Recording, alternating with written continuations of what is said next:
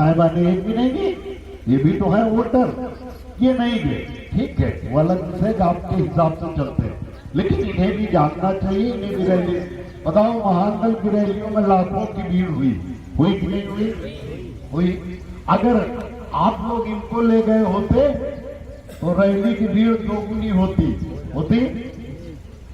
अच्छा, अपना कार्यक्रम था, मैं ही मालिक हूं महानगल का, तो वहां भगदड़ और सुरक्षा मेरी जिम्मेदारी थी। सब मेरी माँ बहनें हैं, बेटियां, इनकी जिम्मेदारी मेरी थी। सुरक्षा में बढ़िया से मंच माइक इनके लिए बैठने की व्यवस्था अलग से करता। अगली बार आइएगा, आएंगे आप लोग। पैसा तो आप ही लोगों के पास है, इन लोगों के पास तो रहता नहीं।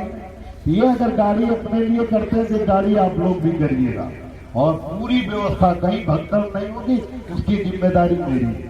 खूब पूरा सम्मान दूंगा, आप लोग आइए। चलिए, ये बात तो अपनी जगह हो गई, लेकिन मैं क्यों गांव-गांव जा रहा हूं उसके पीछे खाली एक कारण है कि पूरे भाई नहीं आते। जितना गांव में लोग हैं वो पूरे नहीं आ पाते, जहां कम लोग पहुंचते हैं। तो जितने लोग आते वो तो जानते हैं कि हम क्या कर रहे हैं, और जो लोग नहीं आते वो विरोध करते हैं, गांव में बहस करते हैं। इसलिए मैं आज आपके बीच में आया कि बहुत लोग कहते हैं, ये भी कहते हैं कमी निकालते हैं महानगल में, तो मैं आज इसलिए कमी निकाल रहा हूं। मैं बैठा हूं आपके गांव में, निहत्था हूं, और आपके गांव में आया हूं। आप जितनी कमी निकालो, उसका सबका जवाब मैं दे के जाऊंगा। लेकिन मैं जब से राजनीति कर रहा हूं, मैं उस समय में मैंने BA first year second year में था, तब से मैं सक्रिय राजनीति में हूं। 86 मैंने इंटर किया, 87 के बाद मैं राजनीति में उतरा। 87 में मैं मौर्य महासभा की राजनीति किया, 88-89 तक। उसके बाद मैं समाजवादी पार्टी में गया, बहुजन समाज पार्टी में गया, और अंत में मुझे महानगल बनाना पड़ा। और आज मुझे मालूम है कि मैं जिस पार्टी में हूं, जो मैंने काम कर रहा हूं, बिना इसको किए आपको हक अधिकार को छोड़ो, न्याय नहीं मिल सकता। किसको न्याय नहीं मिल सकता? किसको हक अधिकार नहीं मिल सकता? किसको? मौर्य शाक्य सैनिक कुशवाहा समाज। अब मैं पढ़ा लिखा व्यक्ति, मैं वकील, मुझे जातियों के हिसाब से बात करने में शर्म आती, बिल्कुल शर्म आती। जाति के नाम पर बात होनी ही नहीं चाहिए। लेकिन इस देश में जब से राजनीति हो रही है, जब सबसे खुलेआम जातिवाद था, मैं तब तो पैदा भी नहीं हुआ था। जब 26 जनवरी 1950 को भारत में लोकतंत्र लागू हुआ, बाबा साहब डॉक्टर भीमराव अम्बेडकर का बनाया हुआ संविधान लागू हुआ, और उसमें सबको एक वोट देने का अधिकार मिला। आजादी के पहले राजा रानी के पेट से पैदा होता था, माने कौन राजा होगा, कौन राजा नहीं होगा, उससे आपका कोई वास्ता सरोकार नहीं। राजा का बेटा या तो राजा होता था, या जिसकी तलवार में ताकत होती थी वो राजा होता था। माइक के सामने थोड़ा बच्चों हट जाओ। राजा अपने आप कोई नहीं हो जाता था, कोई नहीं होता था राजा। लेकिन आजादी के बाद गांधी जी चाहते थे कि केवल पढ़े लिखे लोगों को, जिन्हें वोट देने का तरीका पता है, जिन्हें बुद्धि है, जिन्हें ज्ञान है, उन्हें ही वोट देने का अधिकार दिया जाए। लेकिन बाबा साहब डॉक्टर अम्बेडकर ने कहा कि वोट ताकत है, वोट सबके लिए जरूरी है। जिसको वोट देने का तरीका नहीं मिलेगा उसका जीवन अच्छा नहीं होगा, और जिसके पास वोट देने का तरीका हो जाएगा उससे उसकी जीवन अच्छा हो जाएगा, उसकी सुरक्षा हो जाएगी, उसका सम्मान हो जाएगा। लेकिन ऐसा हुआ नहीं। क्यों नहीं हुआ?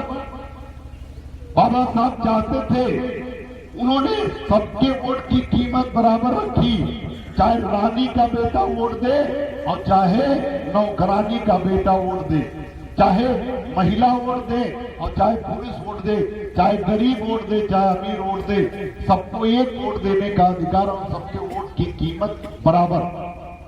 लेकिन कुछ लोगों का विकास इस देश में अगड़े हिंदू, हम अगड़े हिंदुओं को विरोधी नहीं, लेकिन उदाहरण के रूप में बता रहे हैं, अगड़े हिंदू जिनकी संख्या 100 में केवल 10, वो 80% नौकरियों में। और पहले जब तक सपा बसपा नहीं बनी थी तब तक, आज से 30 साल 35 साल पहले, वो नौकरी में, ठेकेदारी में, स्कूल कॉलेज फैक्ट्री सब कुछ 90% से ज्यादा कब्जा अगड़े हिंदुओं का था। दलित पिछड़े और अल्पसंख्यक जिनकी संख्या 100 में 90, उनके पास कुछ नहीं था।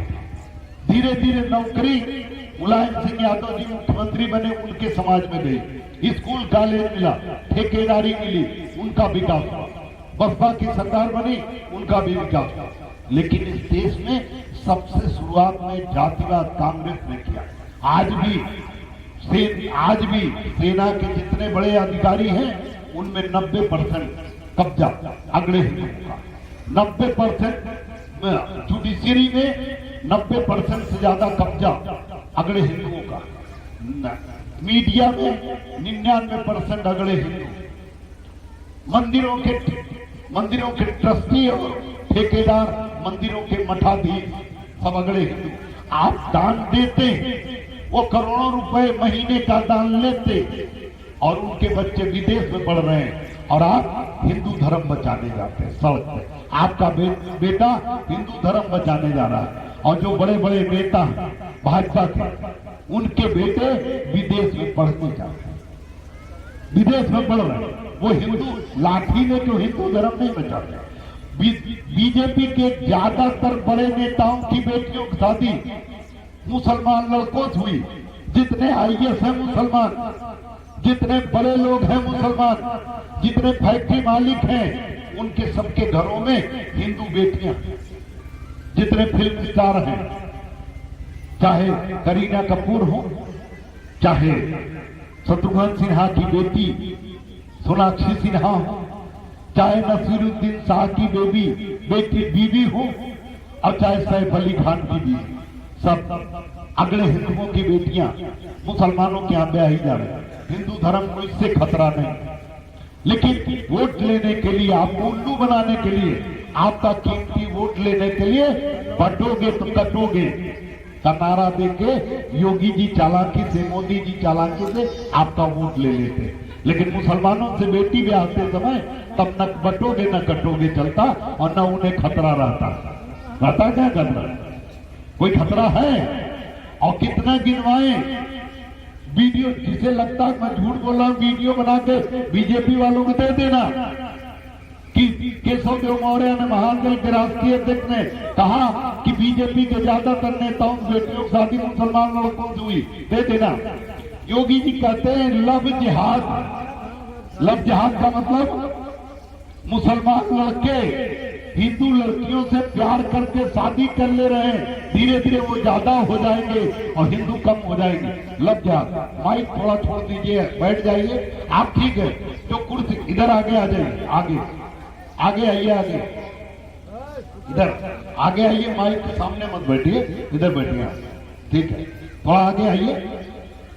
बीजेपी के लोग कहते हैं कि लव जिहाद योगी जी कहते हैं, और लखनऊ में आज 6 महीना कोरोना काल के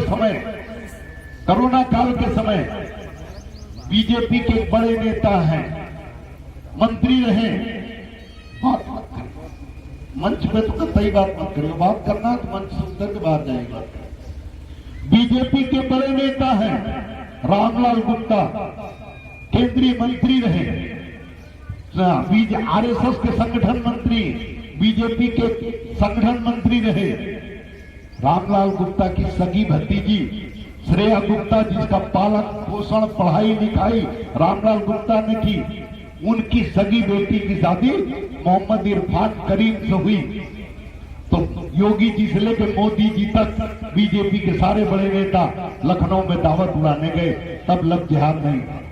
हम लव जिहाद के चक्कर में पड़ने नहीं है। लेकिन जो बीजेपी वाले आपका कीमती वोट ले लेते हैं, वोट का मतलब आप जानते ही नहीं।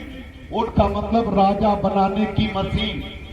आप जिसको चाहो गांव में सब एकजुट होके जिसको चाहो उसको, अदना आदमी कल तक जिसे कोई नहीं पूछता था उसके नाम पे मोहर लगाओ, कल वो प्रधान हो जाएगा, सारे अधिकारी उससे मिलेंगे।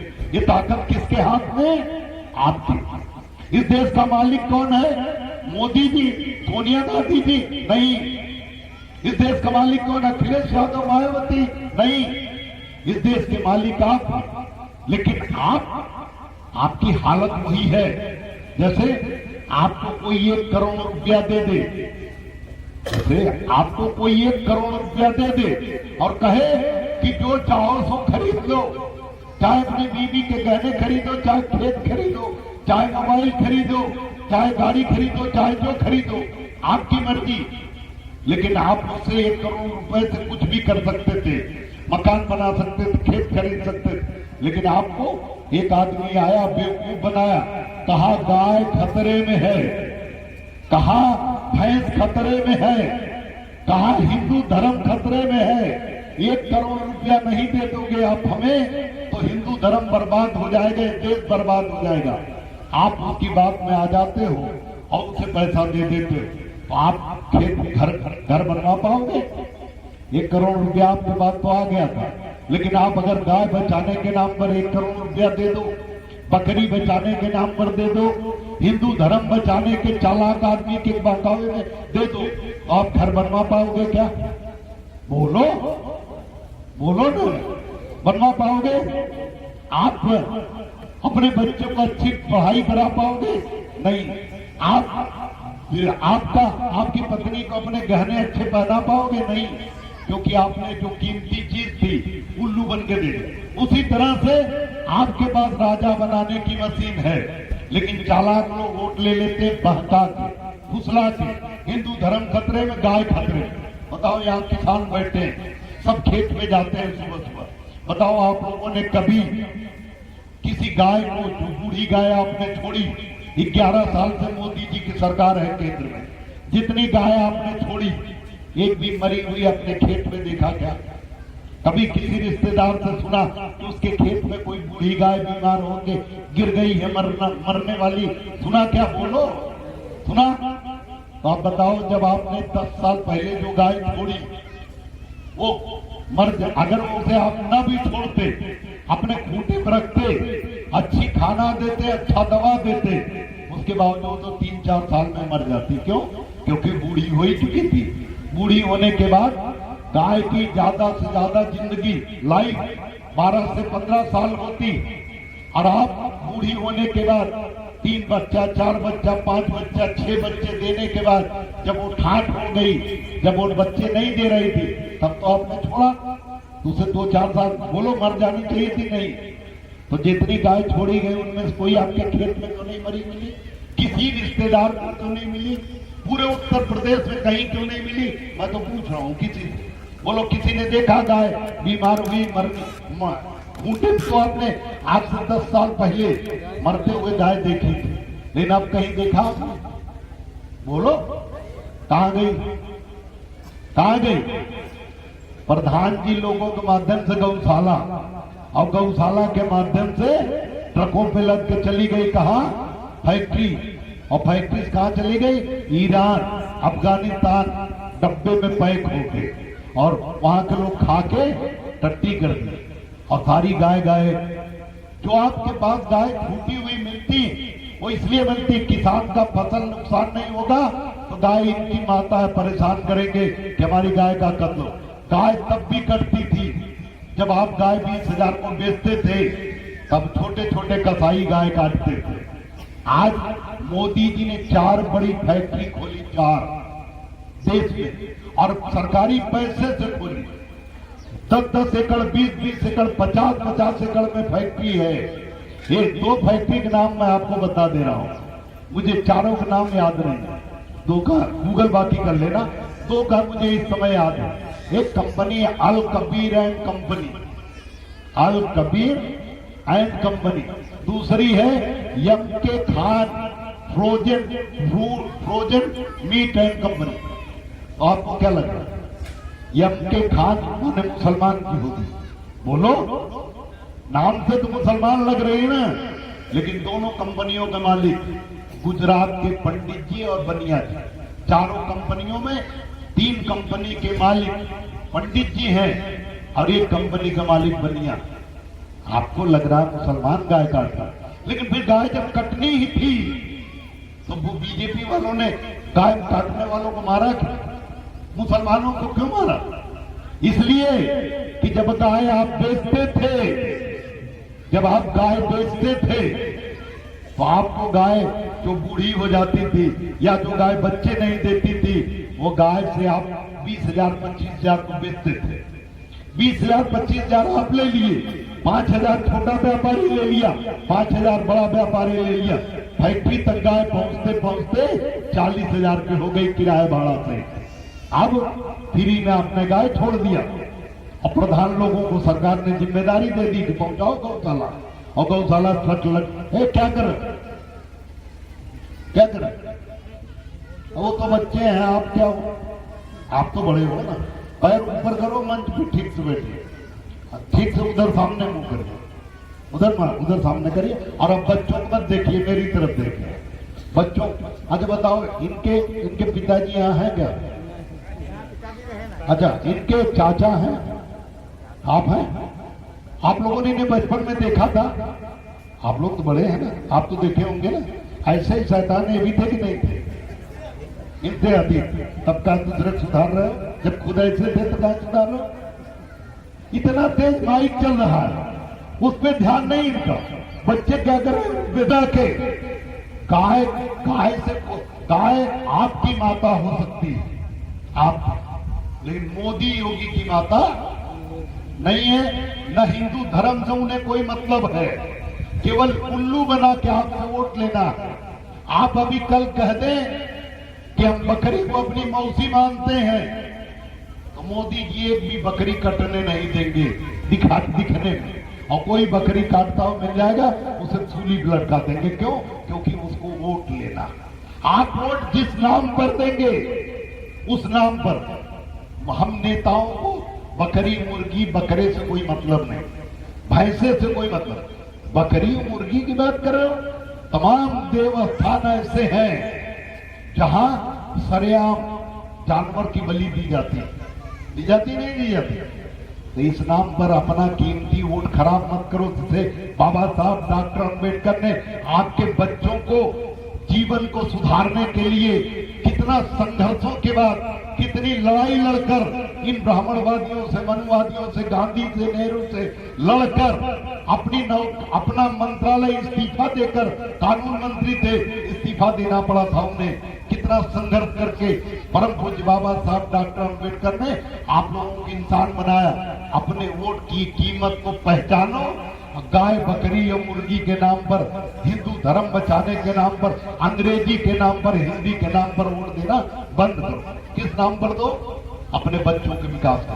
विकास कैसे होता है मैं बताऊं। मैं बहुत दिन से